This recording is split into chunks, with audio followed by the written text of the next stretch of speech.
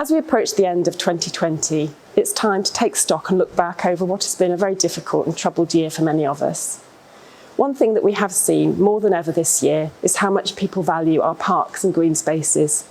People have used them for exercise, to escape from the house during lockdown, and for the physical and mental well-being that parks bring when we're close to nature, and that has been so important this year.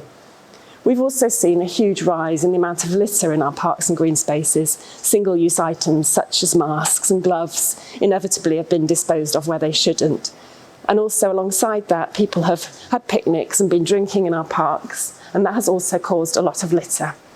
However, as a community, we have once again come together, and I'm really grateful to the community organisations, the individuals and family groups who've gone out litter picking to keep our borough looking green and clean.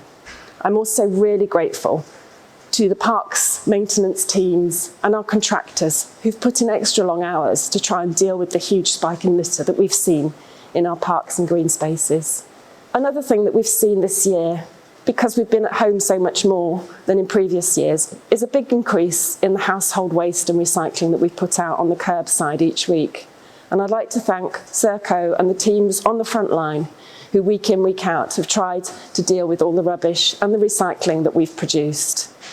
As we approach the end of the year, I'd like to say a big thank you to all of our officers in the Environment Directorate who've worked extra hard to try and continue to deliver the services that residents need. Also, I'd like to say thank you to our colleagues in the Regulatory Services Partnership who've faced huge challenges during COVID lockdown and have managed it very well. So I'd like to finish by wishing everybody a peaceful Christmas as we look forward to 2021 with hope.